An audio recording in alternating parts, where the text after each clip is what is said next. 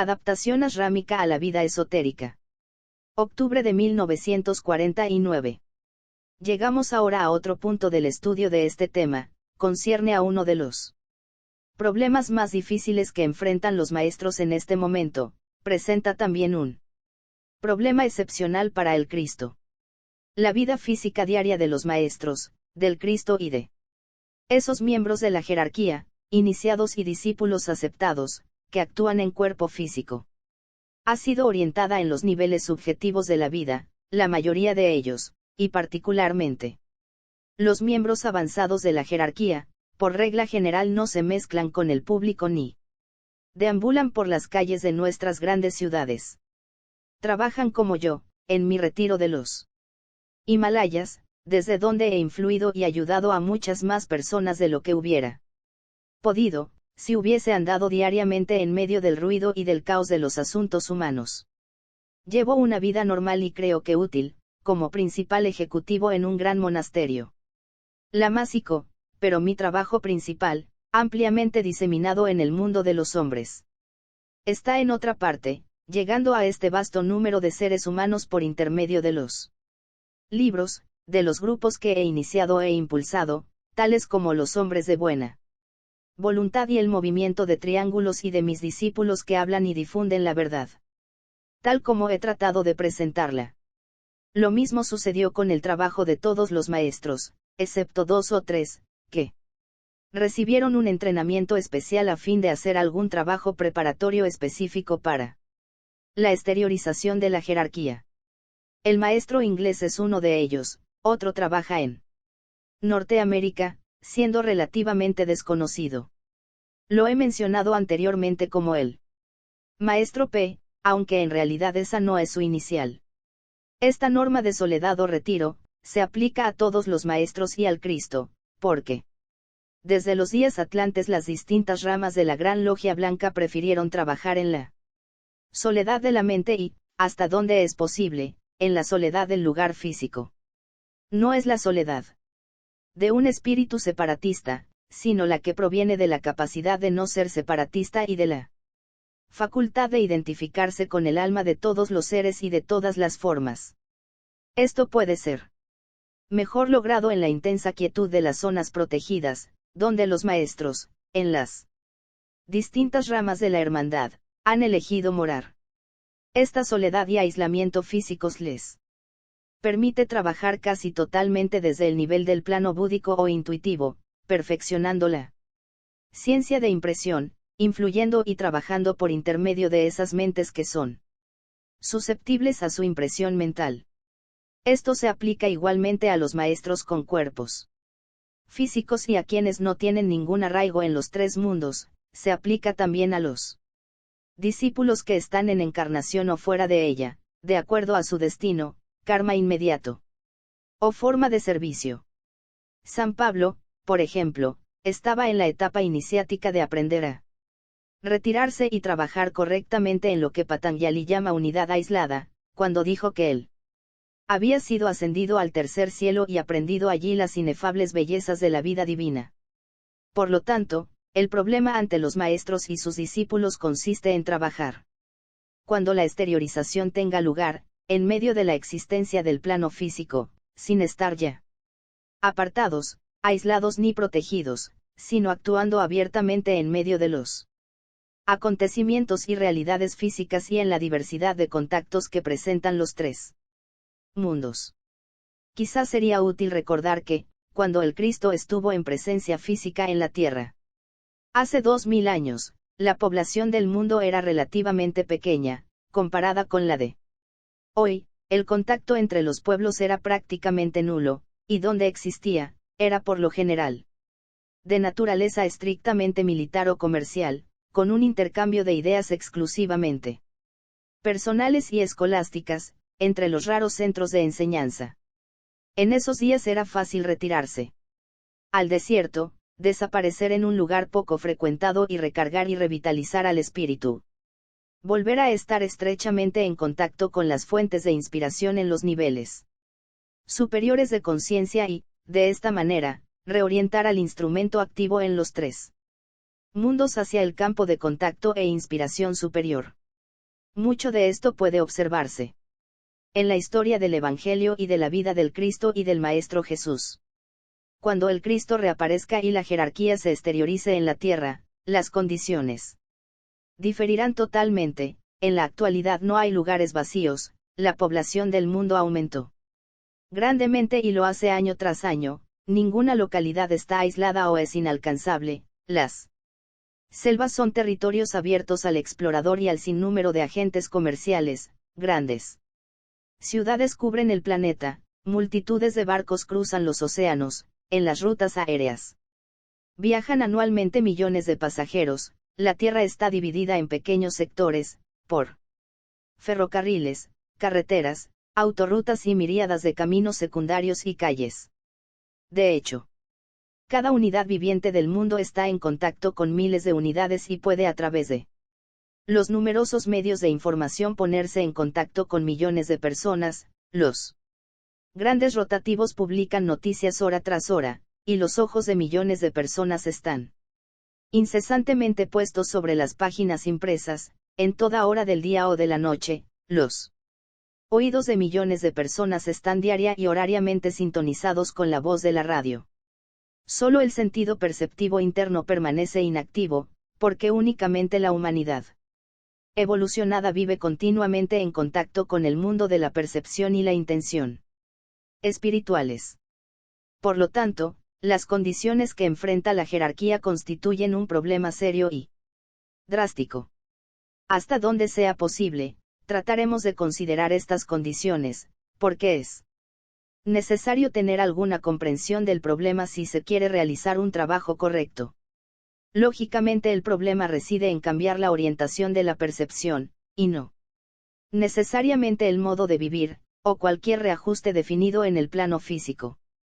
Durante algunos siglos la orientación jerárquica fue de una consolidación interna muy estricta, para que el aura magnética de la jerarquía pudiera responder infaliblemente a la impresión desde Zambaya, y también debía obtenerse una naturaleza tan poderosa que pudiera constituir una pantalla protectora alrededor de la familia humana. Recuerden que los maestros prestan un servicio protector y lo han asumido en bien del género humano, permaneciendo entre la humanidad y las emanaciones, influencias y aura magnética de la logia negra. La consolidación interna ha sido grandemente fortalecida durante los últimos 100 años. A causa de esto y debido a la resultante claridad de impresión y a la potente influencia saliente, el plan para la humanidad como un todo fue enfáticamente impartido a los discípulos de los ashramas y ellos lo formularon y presentaron con claridad a la humanidad. HPB, uno de los primeros discípulos activos que surgió por el impulso de la exteriorización y la energía de primer rayo que la impulsaba, proporcionó el trasfondo del plan bajo mi impresión, la estructura más detallada y el alcance de la intención jerárquica las expresé en mis libros, que Aabe presentó al público con su propio nombre, haciéndolo de acuerdo a mis instrucciones. Por primera vez en la historia humana, el propósito de los acontecimientos pasados históricos y psicológicos puede observarse nítidamente, como que constituye la base de todos los acontecimientos actuales, llamando fácilmente la atención del público sobre la misteriosa ley del karma. Puede considerarse que el presente indica el camino del futuro, revelando claramente que la voluntad de Dios anima todo el proceso evolutivo, un proceso en el cual la humanidad, también por primera vez, participa y colabora inteligentemente. Esta participación cooperativa, aunque inconscientemente prestada, hizo posible que la jerarquía aprovechara la oportunidad de poner fin al largo silencio que ha persistido desde los días atlantes. Ahora los maestros pueden empezar a renovar la antigua participación en los secretos, y preparar a la humanidad para una civilización que se caracterizará por la constante percepción intelectual de la verdad y que colaborará con los ashramas, exteriorizados en distintas partes del mundo. La consolidación interna ahora ha aflojado, si puedo emplear una expresión tan inadecuada, y la mayoría de los miembros de la jerarquía no ponen mucha atención a la recepción de la impresión desde Zambaya, y se orientan ahora en forma dirigida y totalmente nueva, al cuarto reino de la naturaleza. Al mismo tiempo, una poderosa minoría de maestros va entrando en más estrecha asociación con el concilio de Sanat Kumara. De este modo la potente y dinámica influencia de Sambhaya será fortalecida, en vez de disminuida, por la reorientación de la mayoría de los maestros e iniciados. Lógicamente, estos enunciados tienen implicancias que no serán comprendidas por ustedes y que necesariamente pasarán inadvertidas, sin embargo, responderán cuando comprendan que la minoría en renovado y más estrecho contacto con Sambhaya tiene que dominar la técnica de la relación, lo cual significa que deberá utilizar la voluntad de sacrificio en gran medida. La razón es que, en una vuelta más elevada de la espiral, está sometiéndose a un proceso forzado, que exigirá mucho de ellos, pero que servirá para liberar a la mayoría a fin de prestar un inmediato servicio en la tierra en forma nueva y más poderosa. En otras palabras, algunos de los maestros y altos iniciados están recibiendo un estímulo especialmente aplicado y emprendiendo un trabajo del que los ashramas unidos, en sus estratos más elevados, fueron hasta ahora responsables.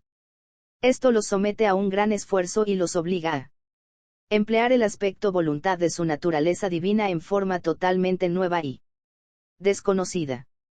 Abandonan muchas cosas a fin de capacitar a toda la jerarquía para proporcionar mayor irradiación, guía y fortaleza magnética e invocadora, como no ha sucedido nunca. La mayoría de los maestros y altos iniciados, a su vez se desprenden también de muchas cosas para trabajar exotéricamente entre los hombres. Se someten voluntariamente al estímulo activo proveniente de la evolucionada minoría de contacto, pero renuncian al gozo del contacto sambálico. Temporariamente abandonan el entrenamiento que la mayoría estuvo recibiendo sobre orientación cósmica, y la bienaventuranza de la receptividad de la voluntad al bien de Sanat Kumara, por el empleo de la voluntad de ser. Una frase sin sentido para ustedes. Toda la actitud del grupo de maestros, iniciados y discípulos, que deben ser responsables de la exteriorización de la jerarquía y de la preparación para la reaparición de Cristo, está enfocada en el uso experto de la ciencia de contacto. Ahora la ciencia se aplica en escala amplia y telepática, con las almas de los hombres y con la técnica de expresar espiritualmente la naturaleza de la unidad aislada, en las ciudades, las selvas y las zonas densamente habitadas de la Tierra. Como bien pueden imaginarse, involucra la experta capacidad de permanecer incólume ante el mal prevaleciente en el plano físico y, sin embargo, permanecer en total contacto afín y comprensivo con toda la humanidad y los acontecimientos que la afectan. Lo que impulsó a Cristo a decir cuando por última vez apareció públicamente entre los hombres, que sus discípulos estaban en el mundo y sin embargo no eran del mundo, fue profético. Cristo describió en términos simples, aunque profundamente reveladores, la vida de los miembros de sus ashramas, la entera jerarquía, cuando Él vuelva a caminar con ellos ante los ojos de la humanidad. Los describió como uno con el Padre, el concilio de la vida en Sambhaya, y también uno con Él, como guía jerárquico, y, además, como uno con todo lo que alienta y habita la forma.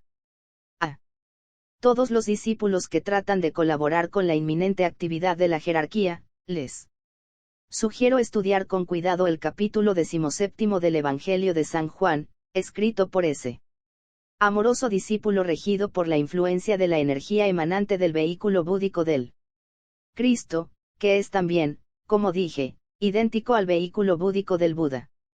La similitud de los dos vehículos está simbolizada en toda la enseñanza sobre la unidad aislada y la divina participación que los maestros en sus ashramas enseñan ahora a sus discípulos de todos los grados, como primer paso, para la exteriorización de sus actividades.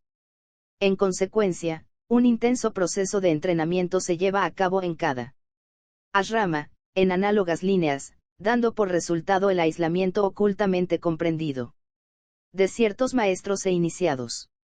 Fueron aislados así a fin de poder trabajar con Sambhaya con mayor facilidad y disposición. De este modo, pueden forjar un depósito de energía, dinámico y energético, la energía de la voluntad divina, disponible para que los demás miembros de la jerarquía la empleen cuando en unidad aislada permanezcan en los caminos elevados de la tierra y así estar en el mundo y, sin embargo, no ser del mundo. Cuando se aprende esta lección, ambos grupos jerárquicos ponen en actividad su voluntad de sacrificio, lo cual constituye el hilo vinculador entre ellos y ese aspecto del antakarana por el que puede afluir la energía en forma nueva y eléctrica desde Sambhaya, por conducto de la minoría jerárquica mencionada y un gran grupo de maestros, iniciados y discípulos, a quienes se le ha encomendado la tarea de consolidación. Todo esto constituye para los miembros de la jerarquía un proceso definido de pruebas y ensayos, previo a alguna de las iniciaciones superiores y preparatorio para las mismas. Los miembros de la jerarquía no solo son sensibles a la impresión proveniente de otros dos centros planetarios, Sambhaya y la humanidad, sino agudamente conscientes de las fuerzas del mal que luchan violentamente contra la exteriorización del trabajo espiritual. La energía que el mal cósmico genera llega activamente desde tres canales principales. Uno desde el centro del mal cósmico en el plano astral cósmico. Respecto a este centro ustedes nada pueden saber, solo los maestros y los iniciados de grado superior comprenden, reconocen e interpretan sus emanaciones y aura magnética. Cuando se debilite el poder del plano astral, tan familiar para todos nosotros, y la humanidad en rápida espiritualización, rechace el espejismo y la ilusión, el poder del mal cósmico se debilitará en la forma correspondiente, y las fuerzas del mal no podrán llegar al planeta con tanta facilidad como ahora. La jerarquía permanece protegiendo a la humanidad contra el impacto de este mal emanante. Hasta ahora fue tarea de Sambhaya, actuando por intermedio de la jerarquía, proteger a la humanidad de la intención de destruir de las cósmicas fuerzas del mal, pero en el ciclo venidero y como resultado del triunfo de las fuerzas de la luz en la guerra mundial, la potencia de Sambhaya puede combinarse con los protectores agentes de la luz. 2. Desde la logia negra, que es la exteriorización del centro del mal cósmico en la Tierra. Así como la logia blanca es el representante o la analogía del centro cósmico de la luz en Sirio, la verdadera gran logia blanca, del mismo modo la logia negra es también el representante del antiguo mal cósmico. La logia negra está también mucho más avanzada en la exteriorización que la logia blanca, porque el materialismo y la materia son para ella la línea de menor resistencia. Por lo tanto, la logia negra está mucho más firmemente arraigada en el plano físico que la jerarquía. Se necesita un esfuerzo mucho mayor de parte de la logia blanca para revestirse de materia, trabajar y moverse en los niveles materiales, que para la logia negra. Sin embargo, debido al crecimiento espiritual de la humanidad y a la firme, aunque lenta, orientación del género humano hacia la jerarquía espiritual, ha llegado el momento en que la jerarquía podrá materializarse y luchar en pie de igualdad contra el enemigo del bien. La jerarquía no se verá ya obstaculizada cuando trabaje con la sustancia, mientras que las fuerzas del mal trabajan tanto con la sustancia como con la materia. Cuando la reaparición del Cristo y de la jerarquía sea un hecho, estas fuerzas del mal enfrentarán una segura derrota. La razón de ello reside en que la tendencia de la vida y del pensamiento humano se dirigen firmemente hacia los valores espirituales subjetivos, aunque esos valores se interpreten en la actualidad en términos de bienestar material y de mejores condiciones de vida para todos, trayendo paz y seguridad también para todos. La logia negra o el centro del mal planetario actúa casi enteramente en el plano astral, impresionado directamente y guiado en forma detallada, desde el plano astral cósmico. 3. Desde las fuerzas negativas o puramente materiales del planeta, las cuales no son ni buenas ni malas, pero fueron utilizadas instintivamente y a menudo inconscientemente por la humanidad, con fines puramente materialistas, son básicamente antiespirituales y están sujetas a la influencia del deseo humano, deseo orientado hacia el egoísmo y, por lo tanto, la separatividad. Este tipo de mal es combatido actualmente por el nuevo grupo de servidores del mundo. De esta lucha ustedes ya conocen algo, porque todo hombre y mujer reflexivos están inmediatamente implicados. He hablado del mal actual en el planeta en términos muy simples, y existen fases del mismo a las cuales no me he referido, el entrelazamiento y la interpenetración de los grados del mal son mucho más numerosos e intrincados de lo que suponen. En resumen diré que la reorientación actual de la jerarquía, en relación con Zambaya y la humanidad, inicia el ciclo de la completa derrota del mal cósmico sobre nuestro planeta, quedando únicamente la logia negra aislada y debilitada para morir lentamente, lo cual permitirá la purificación del deseo humano, a tal punto, que la materia será redimida por la voluntad de sacrificio de quienes conocen, por la voluntad al bien de quienes son, y por la buena voluntad de los hijos de los hombres que dirigieron sus rostros hacia la luz y a su vez reflejan esa luz.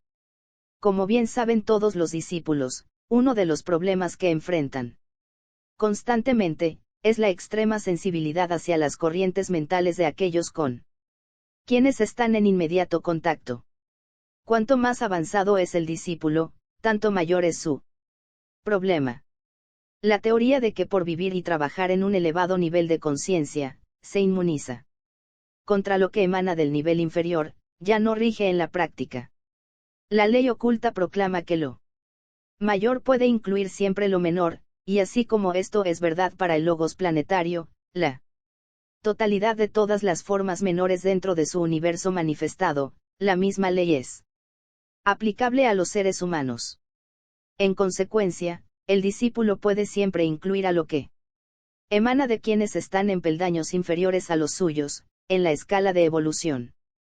Cuanto más influye al discípulo la ley del amor, más fácilmente sintonizará y absorberá los pensamientos y registrará los deseos de quienes están a su alrededor y, particularmente, de los que están ligados a él por lazos afectivos y relación kármica. A medida que los discípulos pasan una iniciación tras otra, el aspecto voluntad fortifica el intelecto y dirige la expresión de la energía del amor, y así el problema disminuye porque el iniciado aprende ciertas reglas protectoras que no están a disposición del neófito, el cual debe aprender, ante todo, a identificarse con los demás, como base para una identificación superior, que condiciona a los iniciados avanzados en la escala del ser. La preparación de los miembros de los ashramas pertenecientes a la jerarquía, que deben abandonar su retiro y vivir entre los hombres en el trajín común de la vida diaria, hizo necesario considerar intensamente e instituir un drástico sistema de entrenamiento en los ashramas. No puedo divulgar la naturaleza del entrenamiento porque difiere según los rayos a que pertenecen los discípulos, siendo el tema demasiado vasto para nuestro propósito. El problema fue mantener una relación afín y sensible y sentar las bases para la identificación superior incluyente y, sin embargo, mantener al mismo tiempo un desapego espiritual que permitiera al discípulo llevar a cabo su necesario trabajo sin los obstáculos e impedimentos de la angustia, de la ansiedad o la actividad mental, inducida por las mentes y los deseos de aquellos con quienes él trabaja. El imprescindible desapego no puede basarse en el instinto innato de la autoconservación, aunque se lo practique desde el reino del alma, debe tener como móvil la absorción esotérica en la tarea y estar complementada por la voluntad, que mantiene abierto el canal de contacto entre el discípulo y el ashrama y entre el discípulo y su esfera de actividad. Dicho canal no debe identificarse con nada inferior. Podría decirse que es un método para eliminar la tendencia a registrar cualquier cosa, en vez de captar inteligentemente la etapa de evolución de aquellos con quienes se entra en contacto, apreciar con sensatez el problema que por ellos debe enfrentarse, constituyendo también el proceso para dirigir la necesaria energía del amor, de manera que la corriente de amor proyectada no solo ayude al receptor, sino que proteja al discípulo de un erróneo contacto, entonces no evocará, en la persona o grupo a ayudar, una recíproca expresión de la personalidad, pero en cambio elevará la cualidad de la vida de la personalidad o del grupo en el camino de purificación hasta los niveles superiores de la percepción. Gran parte del trabajo que deben realizar los discípulos que egresan de los ashramas y que seguirán egresando, es en este momento de naturaleza purificadora y seguirá así acrecentadamente durante el resto de este siglo. En el sendero de probación se enseña al aspirante a purificarse a sí mismo y a sus 3 vehículos de contacto. Al ser aceptado en un ashrama, ha logrado en gran medida la necesaria purificación. De allí en adelante el discípulo no debe poner el énfasis sobre la purificación de la propia naturaleza, porque produciría una autocentralización muy estrecha e íntima, y tendería a sobreestimular los vehículos de la personalidad. Pero descubrirá que las lecciones aprendidas en el sendero de probación son simplemente la base para la ciencia de purificación, o si puedo emplear una palabra que se ha hecho familiar debido a la experiencia de la guerra, de la inmunización que será llevada a una plena expresión por los discípulos activos, responsables de la preparación del mundo para la reaparición. Este proceso de purificación se divide en las siguientes etapas. 1. La etapa en que la zona contaminada, el mal oculto o los factores enfermizos, son reconocidos y debidamente constatados a fin de cerciorarse de la amplitud de las medidas purificadoras requeridas. Esta etapa es peligrosa para el discípulo. 2. El proceso de descubrimiento de las zonas magnéticas, magnetizadas en siglos pasados, incluso eones, por los miembros de la jerarquía. Esto se hace para facilitar la transmisión de energías allí acumuladas. En el ciclo ya inmediato, estos centros magnéticos serán mayormente decantados, o utilizados por los discípulos mundiales, responsables del trabajo de purificación. 3. La etapa en la que el discípulo aparta su atención del origen de la dificultad y se concentra en ciertos mantras y fórmulas jerárquicas, libera así las energías necesarias para destruir los gérmenes del mal, latentes o activos, elimina ciertas tendencias materialistas y fortalece el alma de todo lo que debe ser purificado y la vida que existe en cada forma. Es conveniente recordar, por ejemplo, que a medida que el maestro trabaja con sus discípulos, fortalece la vida dentro de ellos y evoca la potencia de su alma desde lo que está latente, siendo cada forma y átomo de sus diversos cuerpos, igualmente energetizado y ayudado. Este proceso fundamental guiará a los discípulos e iniciados en el futuro trabajo de purificación del mundo. 4. La etapa en que el discípulo retira las energías purificadoras, a la cual debe seguirle un periodo de estabilización de la forma purificada e iniciar para la vida y el alma dentro de la misma, un nuevo ciclo de crecimiento espiritual. He expresado esto para evidenciar que el trabajo que debe realizarse no está limitado únicamente a la humanidad, sino también a las formas de vida en los otros reinos de la naturaleza.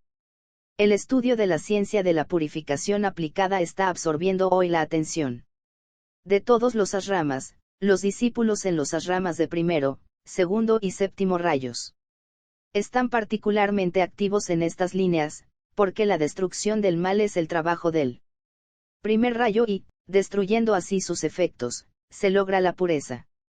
Entonces podrá fomentarse el bien, que es el trabajo del segundo rayo, el de los constructores, poner la energía espiritual en contacto con la sustancia, en consecuencia con la materia, es el excepcional trabajo del séptimo rayo, por estar ahora en manifestación. Los rayos activos y en manifestación en este momento y ciclo, lo están de acuerdo al plan y en preparación para la exteriorización de la jerarquía y la reaparición de Cristo. Estos rayos se hallan particularmente involucrados y, por lo tanto, los iniciados y discípulos en los ashramas de los maestros también están particularmente implicados.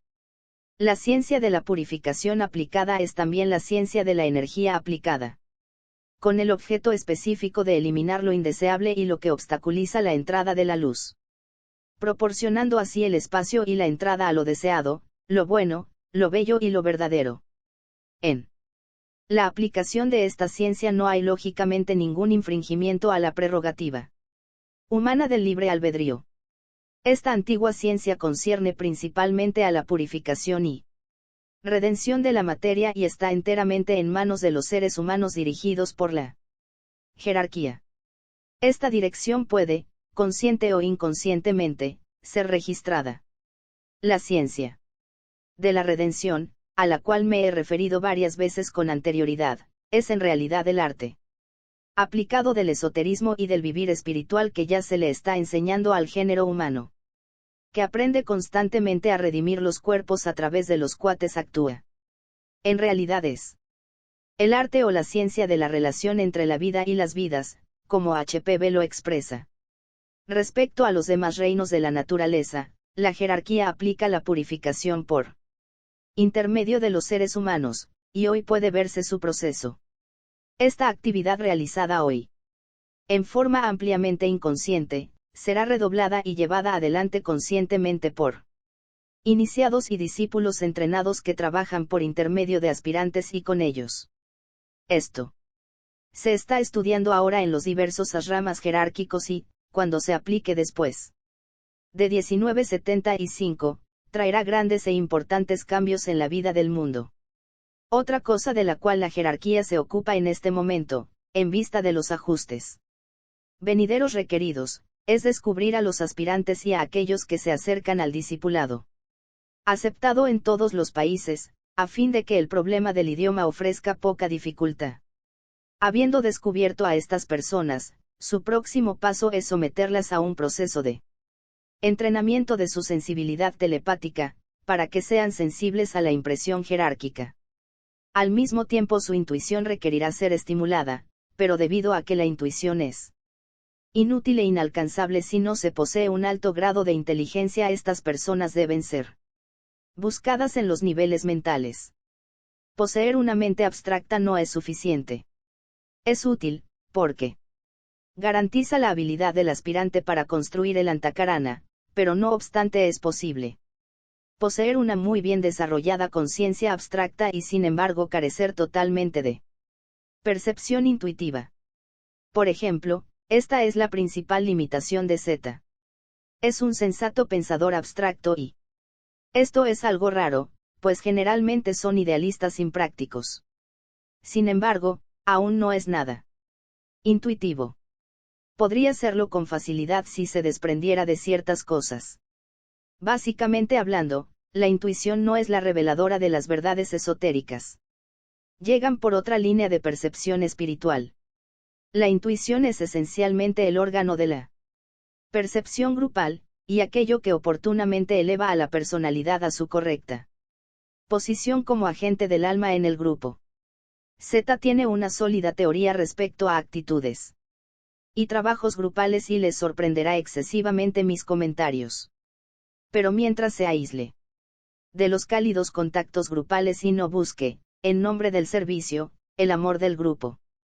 Mientras deje de reconocer el error y la parte que le corresponde en cualquier error cuando ocurre, y mientras transfiera la responsabilidad a otros cuando él mismo es el culpable, no registrará la información intuitiva porque intervendrán las reacciones de su personalidad. No debe dejarse engañar por el hecho de que la gente lo aprecia en la tribuna, eso es trabajo grupal, pero no es esencialmente trabajar con el grupo. Debe aprender que, en la actualidad, es el observador en el grupo y no una parte del mismo, y que se dedica principalmente a cumplir, si puedo emplear esta palabra común, con su personalidad y sus pretensiones y no con el grupo. Difícilmente lo comprenderá, pero hay que darle tiempo. Quiere cumplir espiritual y esotéricamente, pero necesita comprender que ello se realiza por medio del amor y de la comprensión y no por medio del intelecto. Está aislado por su propio fuerte deseo de cumplir de acuerdo con sus propias teorías y su personalidad, comprobando por sí mismo el aferramiento que su alma tiene sobre su personalidad. Esto crea barreras, pero el muro separador y aislador entre él y sus colaboradores es muy delgado y podría ser fácilmente rasgado en dos si su orgullo se lo permitiera y se rebajara a reconocer su igualdad con él.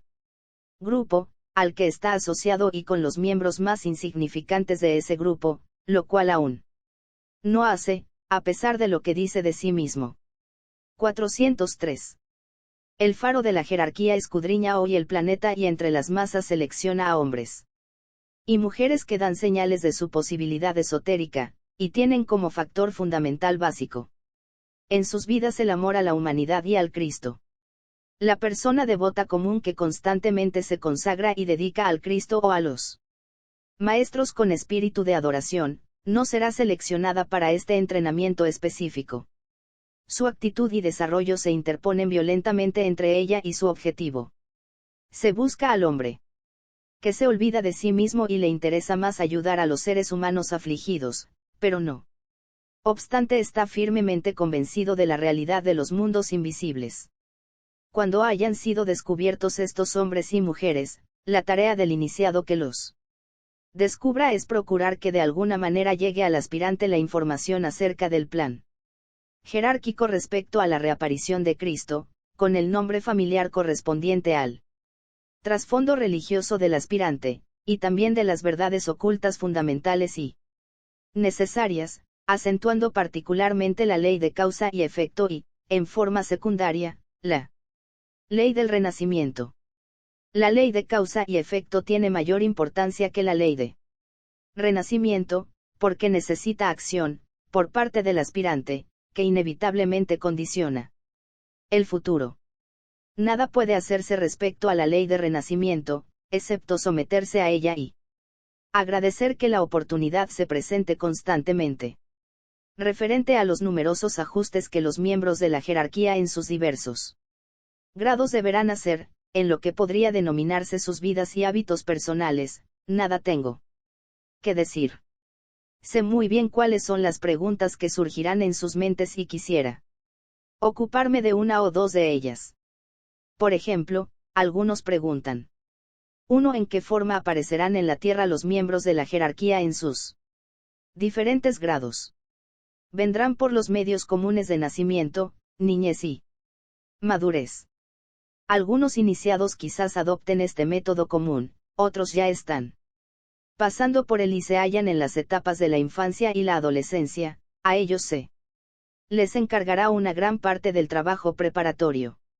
Otros no pasarán por estas fases relativamente limitadoras, sino que irán y vendrán del mundo externo al mundo del esfuerzo jerárquico, unas veces lo harán en cuerpo físico y otras no. Dicho método no será posible mientras las autoridades exijan el cumplimiento de las actuales leyes de identificación nacional y civil, de pasaportes e inspecciones en puertos aéreos y de mar. A estas personas iniciados en tránsito, no se las podría identificar. Por lo tanto, esta forma de aparición queda postergada por algún tiempo. Algunos maestros crearán lo que en lenguaje oriental se denomina Mayavirupa, vehículo de expresión construido con sustancia física atómica y astral y también mental concreta, el cual pueden crear, utilizar y hacer desaparecer a voluntad. Su problema por lo tanto no es tan agudo en lo que se refiere a aparecer y reaparecer, como el del iniciado que no puede crear un instrumento adaptado a su propósito y servicio. 2. ¿Aparecerán al mismo tiempo los miembros de la jerarquía? Ciertamente no. La aparición de estos iniciados y maestros comenzará con miembros aislados que vivirán entre los hombres, vendrá uno por vez y llevarán a cabo el trabajo requerido, volverán a las ramas subjetivo interno a través de los portales de la muerte aparente y, luego, aparecerán nuevamente por uno de los métodos mencionados.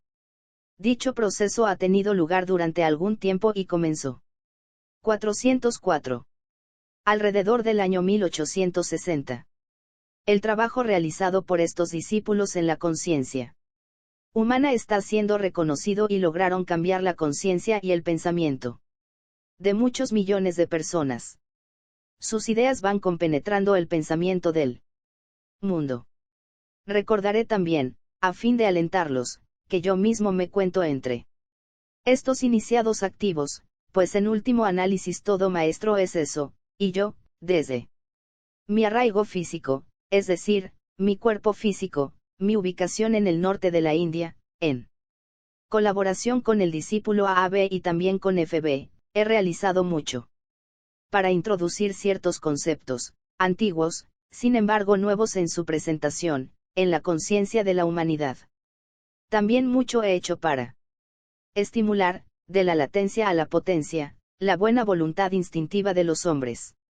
Menciono esto porque no es una excepcional realización, muchos otros maestros con sus discípulos se dedican activamente a los asuntos humanos y luchan en condiciones adversas, para cambiar el curso del pensamiento humano, de un franco materialismo a una genuina aspiración espiritual.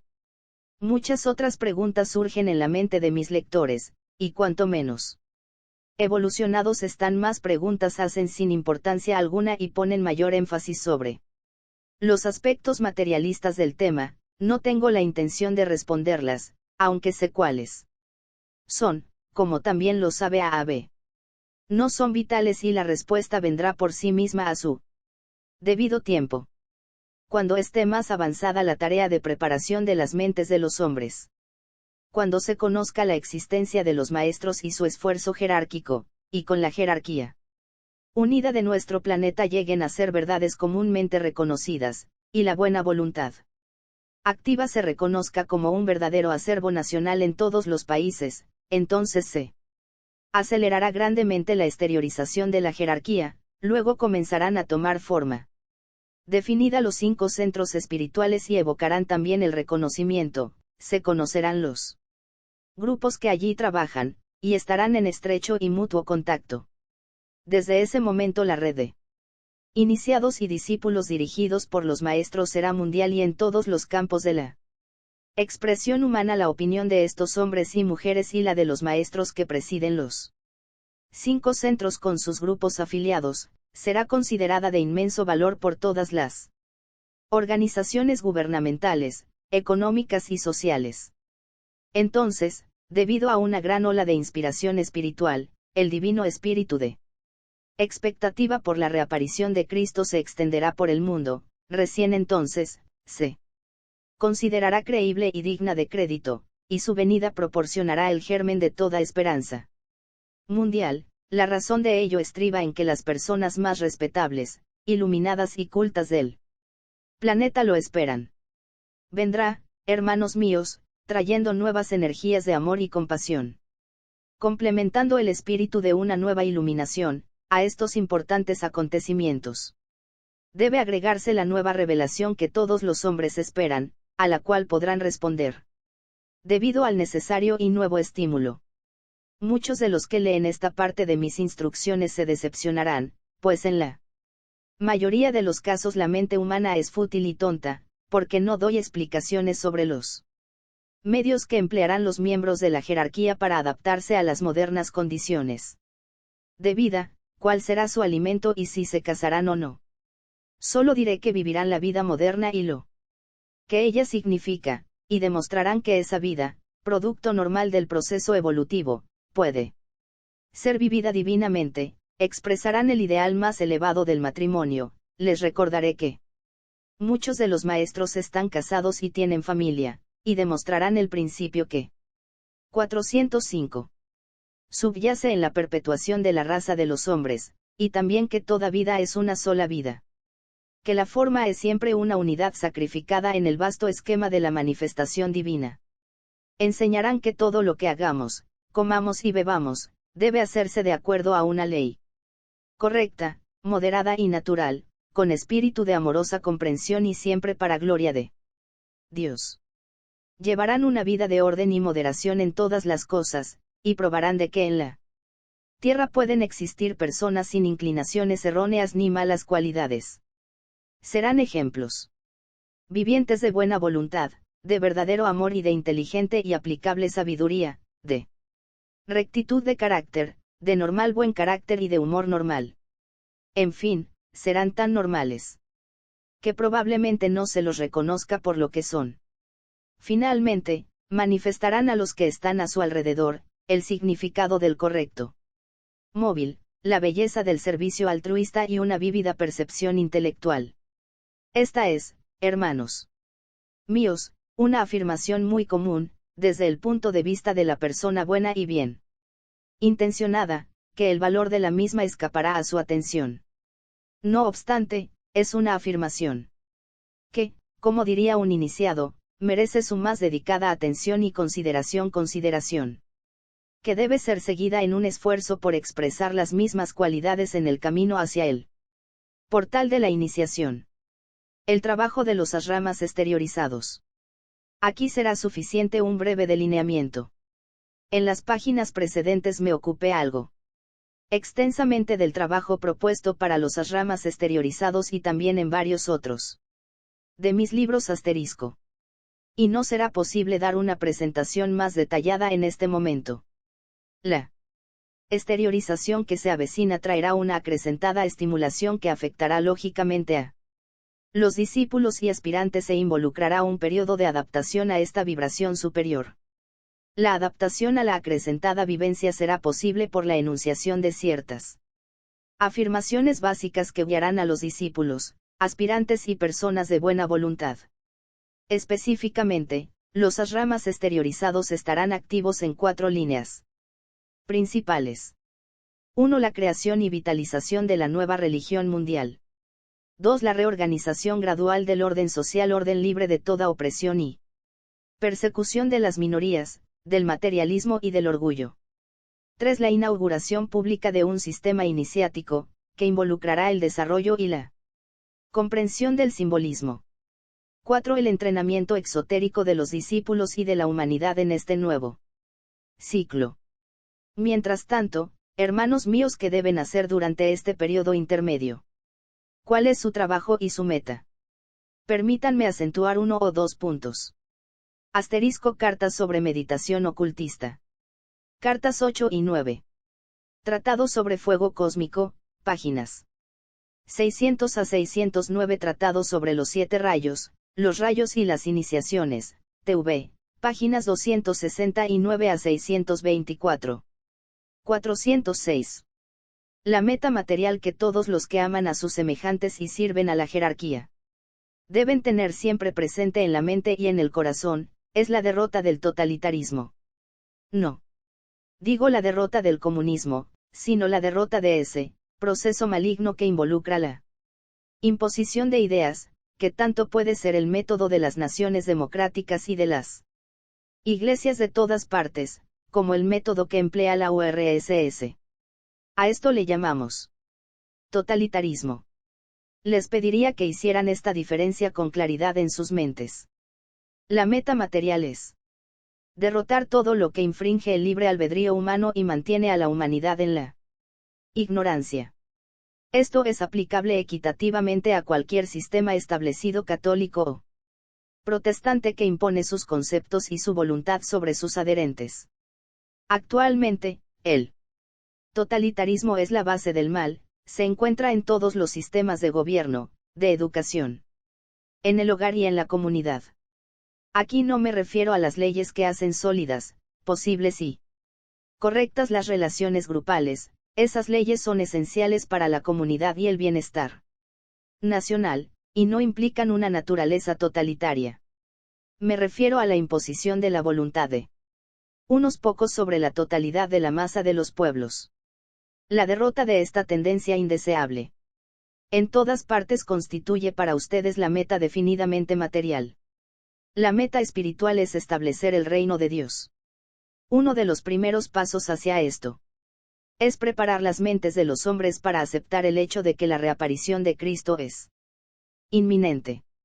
Deben decir a los hombres de todas partes que los maestros y sus grupos de discípulos trabajan activamente para poner orden en el caos. Deben decir que existe un plan y que nada puede detener el cumplimiento de ese plan.